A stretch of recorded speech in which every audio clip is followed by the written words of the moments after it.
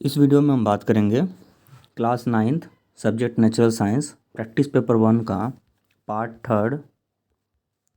Third होगा ये जी। जैसा कि आप जान रहे हैं या जानते हो कि हमारा जो है प्रैक्टिस पेपर 1 के दो पार्ट 1 एंड पार्ट 2 जो है ऑलरेडी यूट्यूब चैनल पे अपलोड हो चुका है। यूट्यूब चैनल का नाम है अमर सर जी, AMARSIRJEE। जो बच्चे बिल्कुल नए हैं उनको ये बता दें कि अमर सर जी जो यूट्यूब चैनल है इसको सिंपली आप यूट्यूब पे जाके सर्च करना है और फिर वहाँ पे आपको अमर सर जी का यूट्यूब चैनल दिख जाएगा, उसको आपको सब्सक्राइब करना है। सब्सक्राइब करने के बाद साथ में आप उसके वीडियो सेक्शंस या प्लेलिस्ट सेक्शन में जाएंगे तो आपको क्लास 9 से रिलेटेड जितने भी आपको MCQ है सारे चैप्टर्स के वो अवेलेबल है। प्लस में इस प्रैक्टिस पेपर 1 का पार्ट 1 और पार्ट 2 भी अवेलेबल है वहाँ पे। तो आप पहले उन दोनों पार्ट को अच्छे से देखें, समझें, सारे क्वेश्चन का एक्सप्लेनेशन दिया हुआ है और देन उसके बाद आप इस पार्ट थर्ड में आके यहाँ के बचे हुए सेक्शन C का आप आनंद ले सकते हैं। पहले उस पार्ट को आप देखिए अच्छे से। देखने के बाद आप यहाँ से खुद ही वीडियो को पॉज करके आप खुद से प्रैक्टिस कर सकते हो। एक बार पहले आप पार्ट 1 पार्ट 2 वहाँ से देख लीजिए। मैं स्लोली इसको स्क्रॉल करता हूँ नीचे की तरफ। आपको करना कुछ नहीं है, सिंपली आपको यूट्यूब पे जाना है। यूट्यूब पे अमर सर जी सर्च करना है, AMAR अमर SIRJEE। अमर सर जी सर्च करते ही आपको वीडियो का सेक्शन दिखेगा या आप प्लेलिस्ट के सेक्शन में जाएंगे, वहाँ पे आपको क्लास 9th दिखेगा। क्लास 9th में आप क्या करेंगे, जैसे ही क्लिक करते क्लास 9th में तो आपको अलग अलग वीडियो लेक्चर्स हर एक चैप्टर्स के MCQ फॉर्म्स जो भी क्वेश्चन इंपॉर्टेंट्स हैं उसके बनाए गए हैं। आप उसको बार बार देखिए, जिससे क्या होगा एग्ज़ाम्स में पास होने की तो बिल्कुल ही गारंटी है। आप एग्ज़ाम में अच्छे से पास हो जाएंगे, उसकी कोई टेंशन नहीं है। साथ में आपको ट्रिक्स भी बताया हुआ है कि किस तरीके से आप एग्ज़ाम में पास हो सकते हैं, ठीक है। तो इसलिए ज़रूर से ज़रूर इस वीडियो को देखें और अपने दोस्तों को बताएं, ठीक है। शेयर करें अपने क्लास ग्रुप में, हर जगह जहाँ भी हो सकता है, जिससे कि वीडियो का बेनिफिट सब ले सकें। अब इस वीडियो को स्टार्ट करने से पहले मैं आपको बता दूं कि प्रैक्टिस पेपर में आपके टोटल 60 क्वेश्चन थे, जिसमें से जो सेक्शन A था, सेक्शन A में आपके कितने 24 क्वेश्चन थे, जिसमें से हमें 20 क्वेश्चन करने थे। सेक्शन B में भी 24 क्वेश्चन थे, ठीक है, 25 से 48 तक, जिसमें से भी हमें कितने क्वेश्चन करने थे, 20 क्वेश्चन करने थे। अब हम इस वीडियो में हम बात करेंगे सेक्शन C के बारे में। सेक्शन C में कितने क्वेश्चन है जी, 12 क्वेश्चन है। और 12 क्वेश्चन में से हमें करना कितने हैं, 10 क्वेश्चन करने हैं। और ये 10 के 10 क्वेश्चन जो होंगे, जो 12 के 12 क्वेश्चन दिए रखे टोटल, जिसमें से 10 करना है, ये एक केस दिया रहता है, केस स्टडी बेस होता है, उसके ऊपर करना होता है। तो ये रहा आपका सेक्शन C और आज हम इसी से स्टार्ट करते हैं सेक्शन C से। सेक्शन C में मैंने बताया कितने हैं, 12 क्वेश्चन हैं, जिसमें से आपको 10 करना है। सेक्शन C में कितने क्वेश्चन हैं, 12 क्वेश्चन है और कितने करने हैं आपको, 10 करने हैं। और 12 के 12 में कैसे होंगे, 3 इसमें से केसेस दे रखे होंगे और केस को पढ़ना है पहले और देन उसके बाद उसके आंसर्स को देना है। चलिए अब केस पहला पढ़ते हैं। केस नंबर 1 क्या कहता है, केस नंबर 1 कहता है क्या, किसी विलयन की सांद्रता उसकी प्रति इकाई आयतन या घोल के प्रति इकाई द्रव्यमान में मौजूद विलय की मात्रा है। तापमान की वृद्धि के साथ एक विलयन की घुलनशीलता बढ़ जाती है। एक प्रयोग के दौरान एक छात्र सामान्य तापमान पर 350 ग्राम पानी में 50 ग्राम चीनी घोलता है। किसी विलयन की सांद्रता को द्रव्यमान द्वारा द्रव्यमान प्रतिशत या विलय का द्रव्यमान विलयन का द्रव्यमान बटा 100 के रूप में व्यक्त किया जा सकता है। कहता है the concentration of a solution is the amount of solute present per unit volume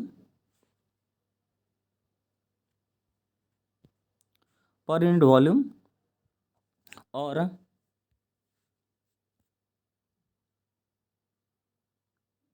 पर unit mass of the solution. Solubility of a solution increases with the increase of the temperature. Temperature बढ़ाते solubility बढ़ता है। During the experiment, students dissolve 50 gram of sugar in 350 gram of water at normal temperature. The concentration of a solution can be expressed by mass percentage or mass of solute बटे mass of solvent into 100. अब इस paragraph को पढ़ने के बाद आपको पहला question करना है. फर्स्ट क्वेश्चन कहता है कि निम्नलिखित में से कौन विलयन का घटक नहीं है, which is not a component of solution. तो सॉल्यूशन में क्या होता है, सॉल्यूट होता है, सॉल्वेंट होता है, डिस्पर्स्ड फेज नहीं होता है, कोलाइडल का पार्ट है, नॉन ऑफ द अबव. विलय, विलायक, परिक्षिप्त,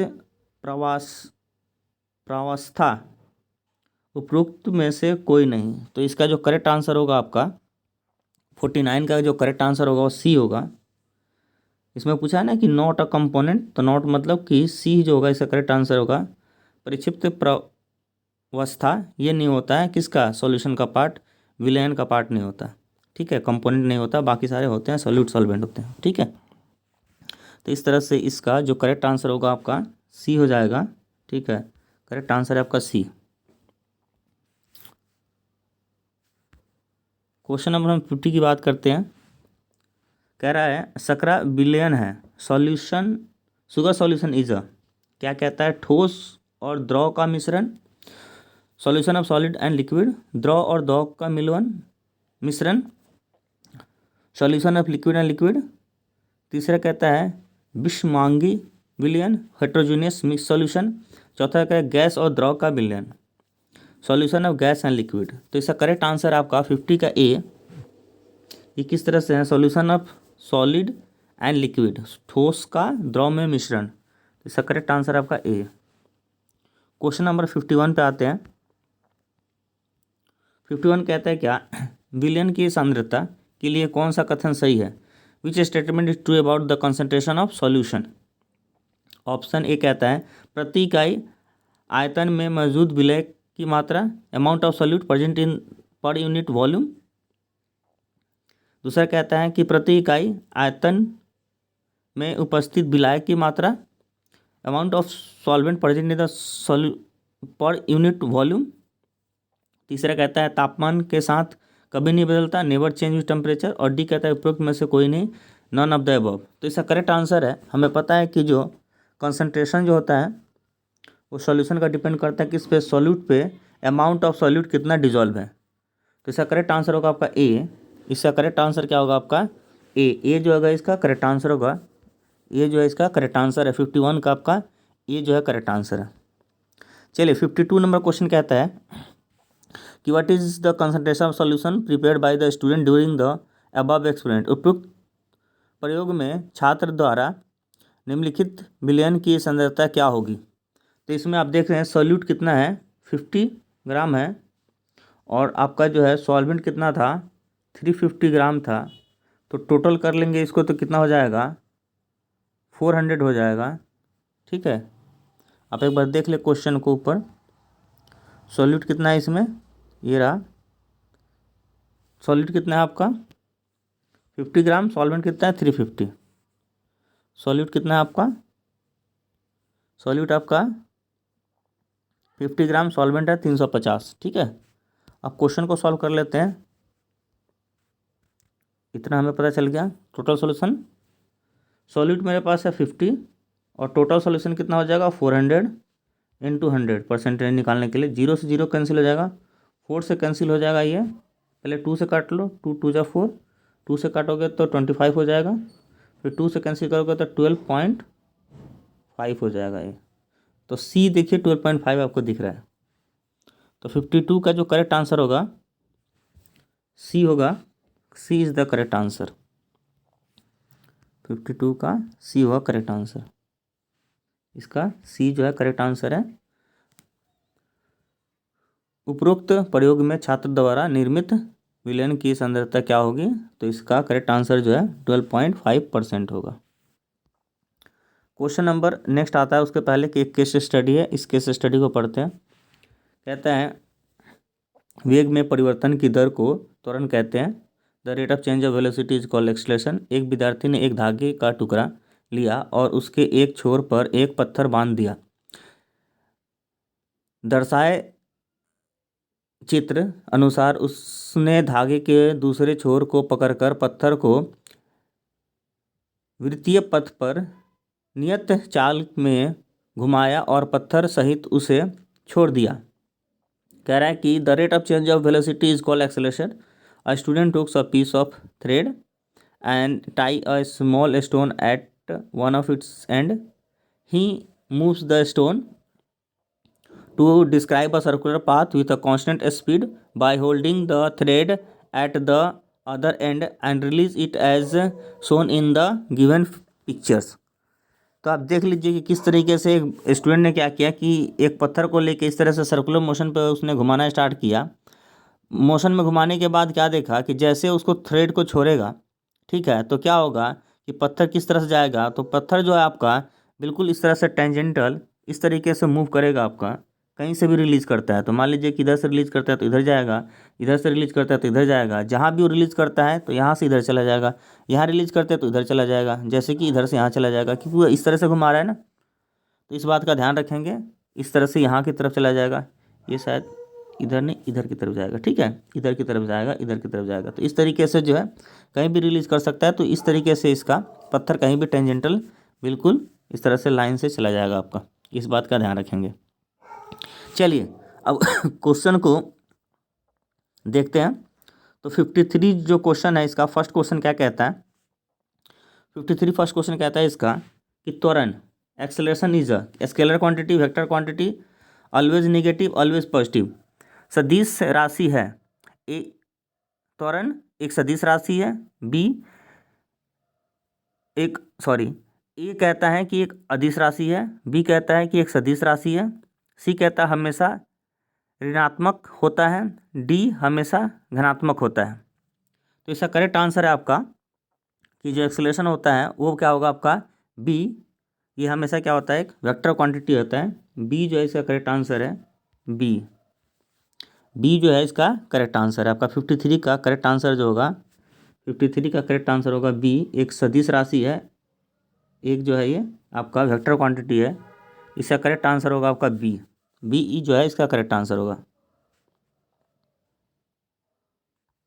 बी जो होगा इसका करेक्ट आंसर होगा। क्वेश्चन नंबर 53 का जो था आपका करेक्ट आंसर क्या था, 53 का जो करेक्ट आंसर है आपका ये था बी। बी जो है इसका करेक्ट आंसर है। अब हम क्वेश्चन नंबर 53 से 54 की तरफ चलते हैं। 54 नंबर क्वेश्चन क्या करता है, कहता है कि the motion of an athlete on a circular path show, धावक का वृत्तीय पाथ पर गमन दर्शाता है, डैश दर्शाता है।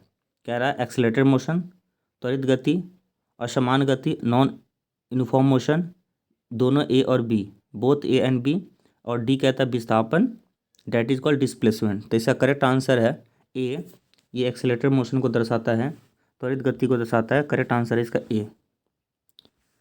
55 नंबर क्वेश्चन पे आते हैं। कहता है कि ऊपर दिए गए गतिविधि में धागे को घुमाते वक्त छोड़ने पर वह किस दिशा में गमन करेगा। What will be the direction of the thread when it is release in the above activity. ऊपर की तरफ नहीं, इन द अबव डायरेक्शन नहीं। कह रहा है कि वृत्तीय पथ के स्पष्ट के अनुदिश सरल रेखीय पथ पर, along a straight line, tangent to the circular path, यही बात इसका सही है। फिर नीचे की तरफ नहीं, डाउनवर्ड नहीं जाएगा और कोई और डायरेक्शन में नहीं जाएगा, एनी डायरेक्शन नहीं। तो इसका करेक्ट आंसर है 55 का आपका बी। 55 का जो करेक्ट आंसर है वो है आपका बी। बी जो है इसका करेक्ट आंसर है। 56 पे आते हैं। क्वेश्चन नंबर 56 क्या कहता है वो पढ़ के देखते हैं। क्वेश्चन नंबर 56 आपका कहता है कि वृत्तीय गति त्वरित गति है क्योंकि, कहता है the circular motion is accelerated motion because, वेग का परिमाण लगातार बढ़ रहा है, magnitude of velocity is increasing constantly. B कहता है गति की दिशा स्थिर रहती है, the direction of motion remains constant. C कहता है गति की दिशा लगातार बदल रही है, direction of motion changing continuously. Option D कहता है ए और सी दोनों, बोथ ए एंड सी। तो 56 का जो करेक्ट आंसर है वो सी है, क्योंकि जो direction of motion is changing continuously, C जो है इसका, सी जो है करेक्ट आंसर है। गति की दिशा लगातार बदल रही है। चलिए क्वेश्चन नंबर 57 करने से पहले फिर से एक केस पढ़ते हैं। केस क्या कहता है? 3 केस स्टडी है, एक फिजिक्स से, एक केमिस्ट्री से, एक बायो से, इस बात का ध्यान रखेंगे। और इसी तरह से आपका आएगा।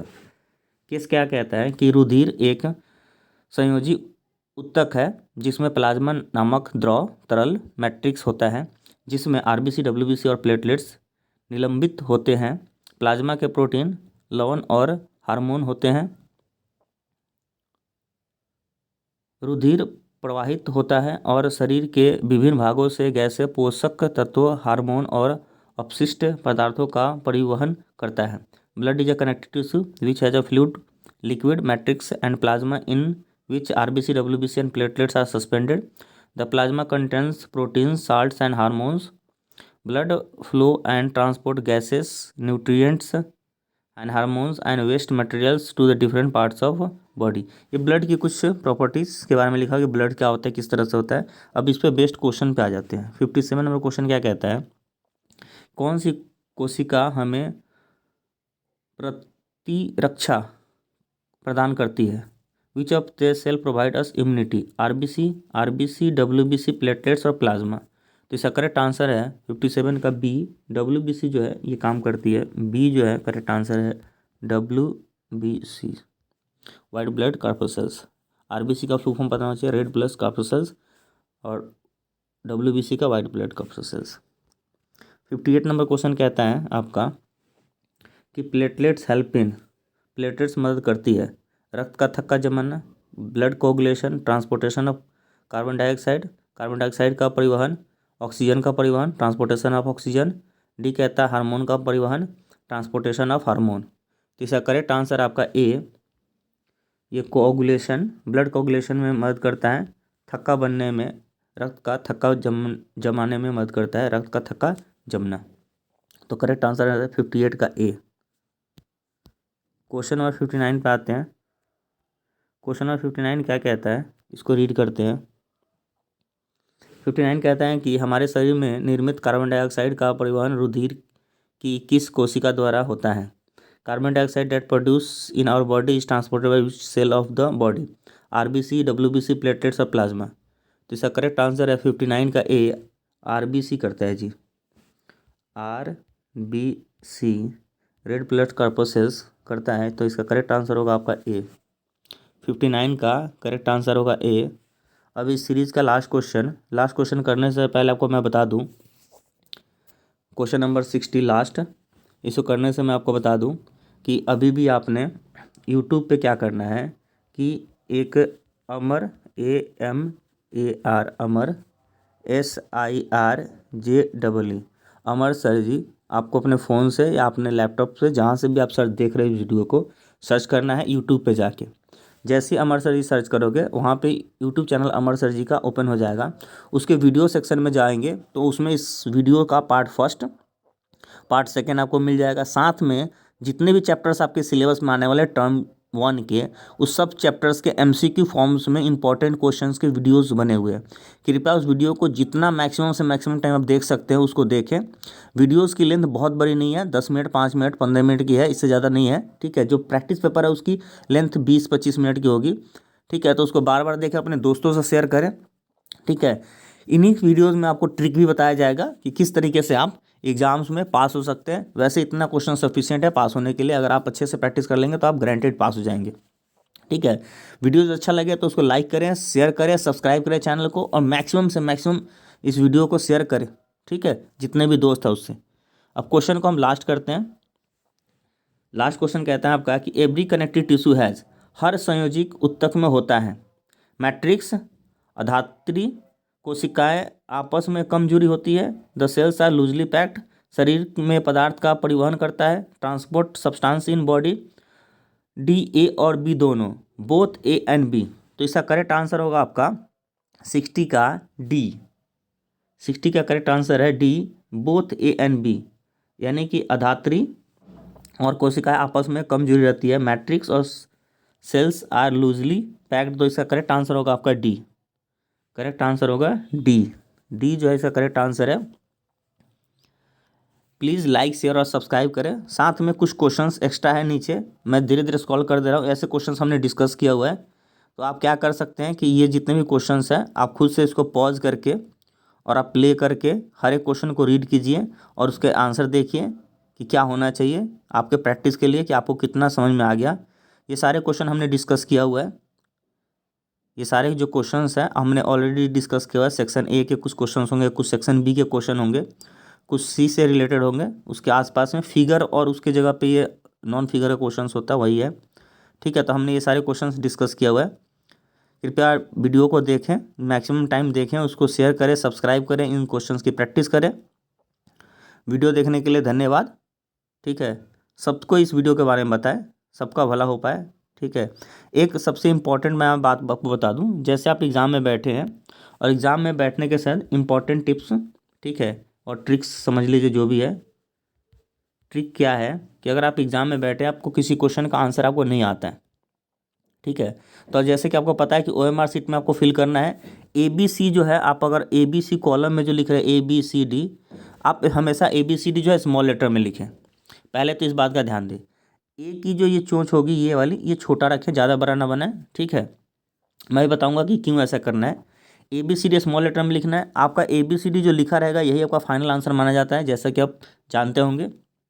भले आपने अगर डार्क एंड सर्कल्स गलत भी भर दिया तो कोई नहीं, आपका मेन जो है ABCD कॉलम जो है उसमें अच्छे से लिखा होना चाहिए। स्मॉल लेटर लिखने से क्या फ़ायदा है और इसका चोंच छोटा रखने से क्या फ़ायदा है, ए का नीचे जो है ये वाला, इसे क्या है कि अगर मान लो कि किसी क्वेश्चन का आंसर अगर डी है तो ए को हम डी बना सकते हैं ईजिली। ठीक है, ए को हम इस तरह से डी बना सकते हैं आसानी से। ठीक है, तो इस बात का ध्यान रखें। साथ में आप जिस क्वेश्चन का आपको आंसर नहीं आता है फॉर एग्जांपल, ठीक है, और आपको उसको अटैम्प्ट करना ही ज़रूरी है, तो आप उस क्वेश्चन में सी लगा दीजिए। सी लगाने से क्या होगा कि सी को हम ए भी बना सकते हैं, बी भी बन सकता है इसका। ठीक है, सी है तो इसको देखो बी बन गया है ना, ठीक है, डी बन गया ये, और बी बनाना है तो मान लो सी है, सॉरी ये सी है, एक मिनट, अब मान लीजिए कि अब सब बना के दिखाता हूँ। सपोज करो कि ये सी है, अब सी है तो इसको देखो टीचर आप ऐसे ए बना सकते हैं, सी है तो इसको हम बी ऐसे बना सकते हैं। ठीक है, अगर सी है तो सी तो है ही, और डी है तो इस तरीके से आप इसको डी बना सकते हैं। सी को ऐसे डी नहीं बना सकते, तो डी नहीं दिख रहा है, तो ABCD इस तरीके से। अगर मान लो कोई क्वेश्चन बहुत, कोई बच्चा जो है बहुत बाउंड्री लाइन पे एक दो नंबर से अप्स एंड डाउन हो सकता है, मतलब डाउन में है, तो एक दो नंबर इस तरीके से जनरली जो होता है मार्क किया जा सकता है और पास हो जाता है। ठीक है, इस बात का ध्यान रखेंगे। तो ये ट्रिक है कि आप हमेशा स्मॉल लेटर में ही उसको फिल करें आंसर को, ABCD। ठीक है, जिस क्वेश्चन का आपको नहीं आया तो आप सी ही मार्क करें। ठीक है, बाकी एग्जाम्स के लिए ऑल द बेस्ट। ट्रिक कैसा लगा तो प्लीज़ लाइक शेयर और सब्सक्राइब करें। वीडियो को देखने के लिए धन्यवाद। मैक्सिमम इसको शेयर करें।